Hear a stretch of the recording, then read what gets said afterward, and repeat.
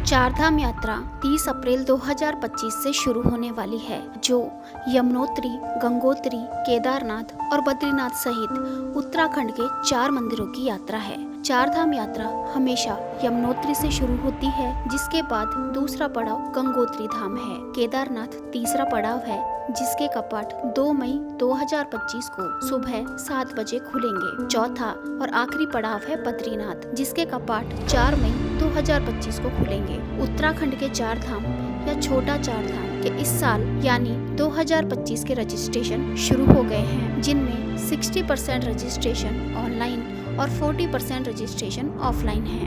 Registration के लिए Uttarakhand government की site registration and tourist care .uk.gov.in पर विजिट कर सकते हैं। रजिस्ट्रेशन के लिए कोई भी आईडी प्रूफ जरूरी है। इन 4 धामों में से सबसे इम्पोर्टेंट केदारनाथ धाम है। तो आज के इस वीडियो में हम केदारनाथ और बद्रीनाथ को अच्छे से कवर करेंगे और ट्रैवल से रिलेटेड जो भी जरूरी बातें हैं, जैसे वहां तक कैसे पहुंचे, कहां रुके, कहां घूमे, दर्शन कब करें, उन सभी पर डिस्कस करेंगे। तो आप में से जो भी 2025 में केदारनाथ जाने का प्लान कर रहे हैं, वो इस वीडियो को एंड तक जरूर देखें। आप इंडिया के किसी भी कोने से हो, वहाँ से आपको हरिद्वार या ऋषिकेश पहुँचना है। इन दोनों ही जगह से आप यात्रा के लिए अपना रजिस्ट्रेशन करा सकते हैं। मैं अपने होम टाउन से ऋषिकेश गई थी। अब आपको यहाँ से प्राइवेट बस स्टैंड या टैक्सी स्टैंड तक जाना है। यहाँ से आपके पास केदारनाथ तक पहुँचने के 2 ऑप्शन अवेलेबल हैं। या तो आप गवर्नमेंट बस से जाएं या फिर शेयरिंग टैक्सी से। केदारनाथ तक डायरेक्ट कोई भी बस नहीं जाती है, इसलिए आपको यहाँ से गुप्तकाशी, सोनप्रयाग या सीतापुरा तक जाना है। अगर आप बस से गुप्तकाशी तक जा रहे हो तो इसका किराया पर पर्सन 750 से 800 रुपए होगा। अगर आप ये बस ऑनलाइन बुक करते हो तो इसका किराया 1000 से 1200 रुपए पर पर्सन होगा। ऑनलाइन बुकिंग का फायदा बस यही है कि आप अपनी चॉइस के अकॉर्डिंग सीट बुक कर सकते हो, बस सेम ही रहती है। और अगर आप यहाँ से शेयरिंग टैक्सी करते हो तो उसका किराया 1000 से 1200 रुपए पर पर्सन है। अगर आप फ्रेंड्स के साथ ग्रुप में आ रहे हो तो आप प्राइवेट टैक्सी भी कर सकते हो, जिसका किराया 5000 से 6000 रुपए तक होगा।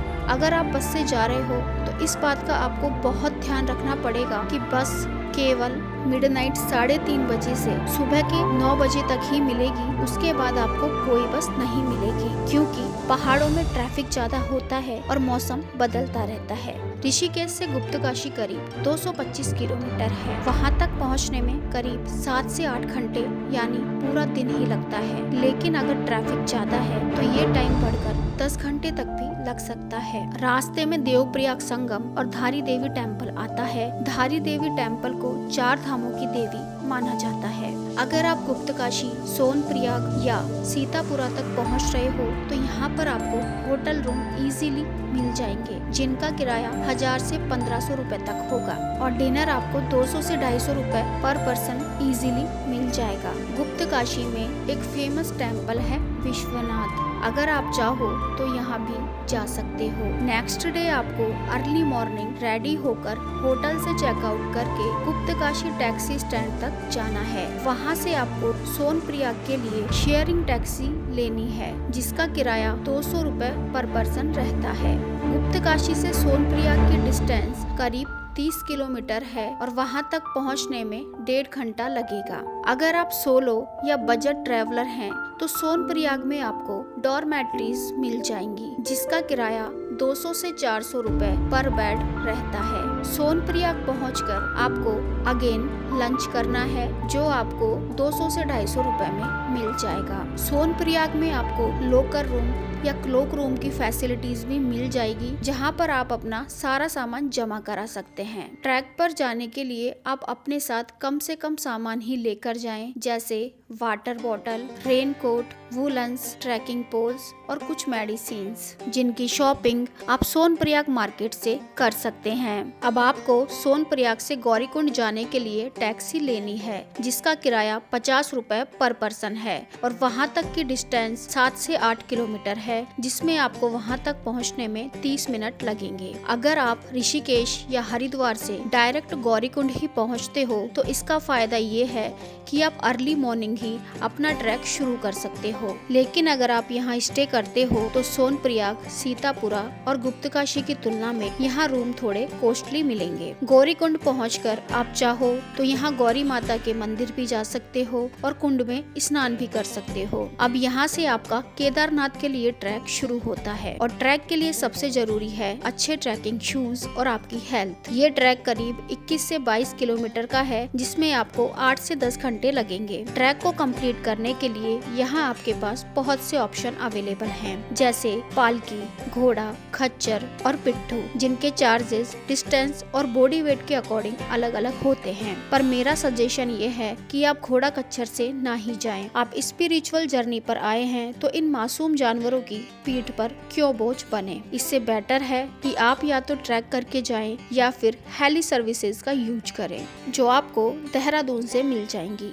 जिसके लिए आपको heliYatra.irctc.co.in की साइट पर ऑनलाइन रजिस्ट्रेशन करना होगा। हेलीकॉप्टर से आप 15 से 20 मिनट में ही केदारनाथ पहुंच जाएंगे। आपको अपने साथ कैश भी लेना होगा, क्योंकि ट्रैक पर तो नेटवर्क मिल जाता है, लेकिन मंदिर के आसपास नेटवर्क बहुत स्लो है। ट्रैक पर आपको बहुत से वाटरफॉल देखने को मिलेंगे। जब आपको प्यास लगे तो आप वाटर बोतल को यहाँ से रिफिल करके पानी पिएं, क्योंकि अगर आप यहाँ वाटर बोतल खरीदते हैं तो वो आपको 100 रुपए तक मिलेगी। पहाड़ों पर मौसम बदलता रहता है, कभी बारिश, कभी धूप, कभी तूफान। मुझे वहाँ स्नोफॉल भी मिला और ओले भी, इसलिए रेनकोट या अम्ब्रेला जरूरी है। स्टार्टिंग में 4 किलोमीटर तक का ट्रैक इजी है। ट्रैक पर रास्ते में मेडिकल कैंप भी है, अगर आपको जरूरत पड़े तो उनकी हेल्प भी ले सकते हो। साथ ही पुलिस चौकी भी है। ट्रैक के करीब 5 किलोमीटर बाद आता है जंगल चट्टी। इसके बाद ट्रैक थोड़ा टफ होने लगता है। भीमबली में आपको स्टे के लिए गवर्नमेंट के GMVN कैंप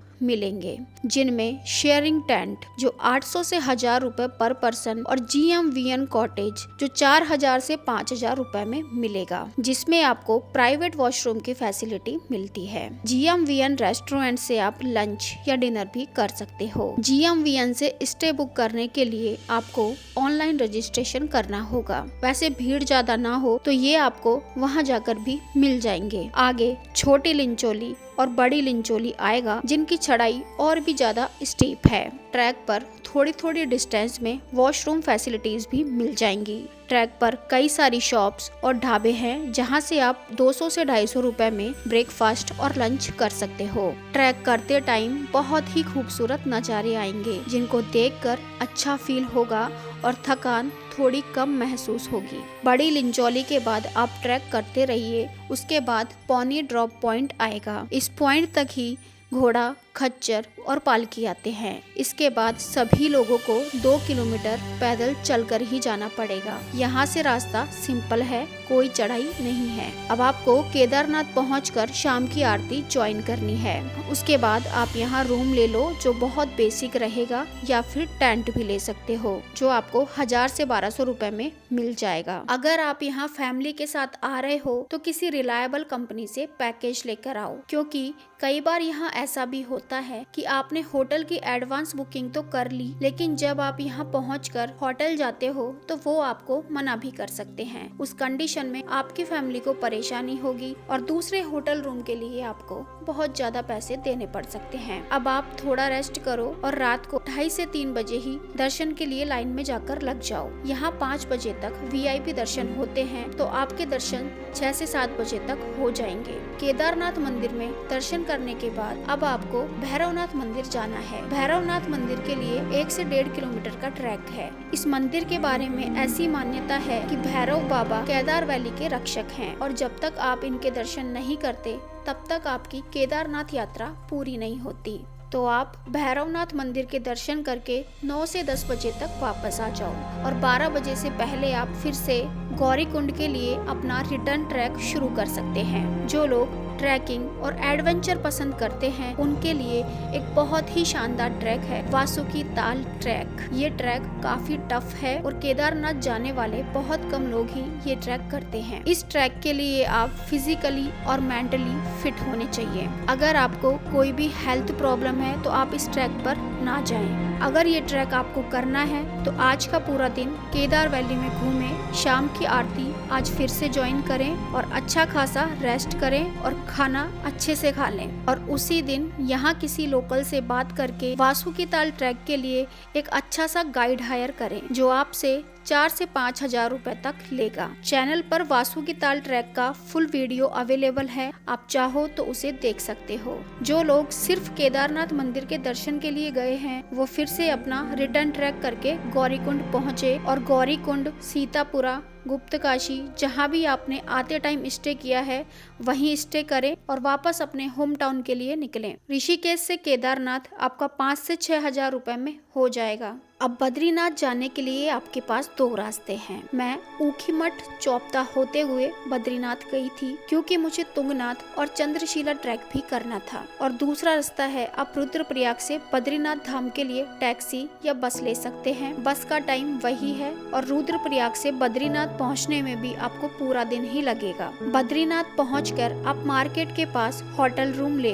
पीक सीजन में इसकी कॉस्ट 3 से 4 हजार तक हो सकती है। या फिर आप GMVN के कैंप अगर वो अवेलेबल हैं तो आप वहाँ भी स्टे कर सकते हैं।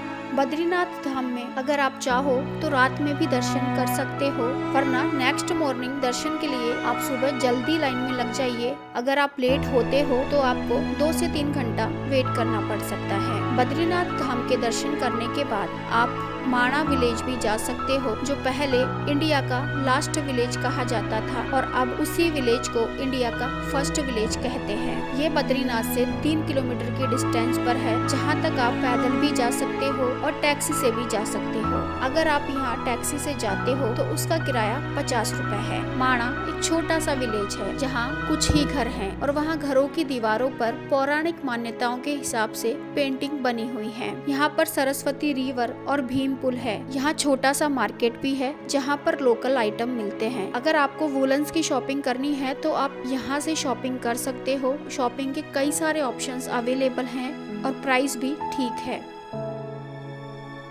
तो आपकी केदारनाथ और बद्रीनाथ इन दोनों धामों की यात्रा 10 हजार में इजीली हो जाएगी। तो अब बात करते हैं यात्रा कब करें। मई और जून में भीड़ बहुत ज्यादा होती है, इसलिए वहाँ हर चीज का प्राइस बढ़ जाता है। जुलाई से सितंबर में भीड़ तो कम होती है लेकिन बारिश बहुत ज्यादा होती है तो लैंडस्लाइड का खतरा बना रहता है। सितंबर से यात्रा एंड होने तक भीड़ एवरेज होती है और प्राइस भी ठीक रहता है। तो आज का वीडियो बस इतना ही। मिलते हैं किसी नए सफर में नए वीडियो के साथ। अपना ध्यान रखिए। Thank you.